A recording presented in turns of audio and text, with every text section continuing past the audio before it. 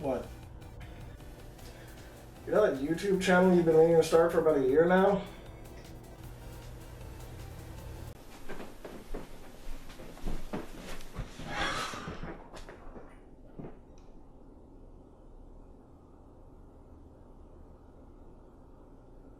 I'm gonna do YouTube! Ooh, Skyrim. Yeah. Maybe you should, actually work on that. Oh, maybe. But if you have any ideas, I'm all ears. Well, you can make your first video about games and the effect they've had on the human race vis-a-vis the inherent social and moral complications that arise when engaging in any form of competition, play or otherwise. The number you dialed is not in service. That sounds complicated. You're just stupid. Look, if you're serious about this, I'll help. But you gotta be willing to do the work. You can't just... Where'd you go?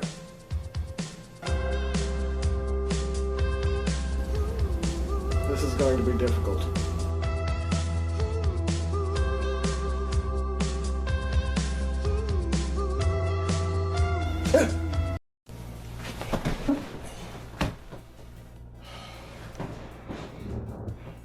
Okay, I need you to focus. Let's see if you can muster up enough willpower to just get through this. Well, today we're going to be taking a look at some games from the ancient world. Our first game... Senate. C-Net? Senate? Sanic? Senator Palpatine, whatever. Senate is a board game from ancient Egypt. Fun fact, the oldest hieroglyph representing a Senate game dates to around 3100 BC. And I don't know if you know anything about time, but this time is of the long-ass ago variety. The full name of the game in Egyptian was Zin... The fuck does that mean? Game of Passing. I feel fantastic, and I never felt as... Each person has 5 pieces of contrasting hue and contrasting pattern. The movement of the pieces are determined by the throw of 4 split twigs with a dark face on one side and a light face on the other. Players take turns to move a single piece per throw of a split twig. 0 light faces up equals 5 moves and an extra throw. 1 light face up, 1 move and an extra throw. 2 light faces up, 2 moves. 3 light faces up, 3 moves. 4 light faces up, 4 moves and an extra throw. A square can only be occupied by 1 piece at a time. If no pieces can move, the turn is passed.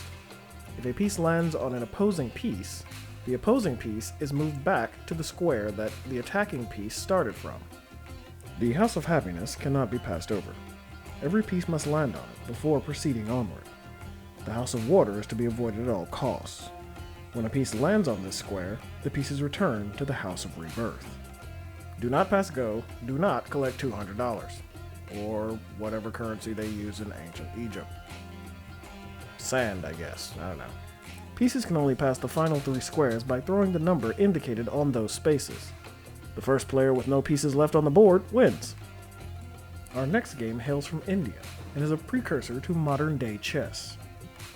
Chaturanga, which of course is Hindi for yoga booty, was developed in the Gupta Empire around the 6th century AD. In the 7th century, it was adopted as Shatranj in Sassanid Persia, which in turn was the form of chess brought to late medieval Europe.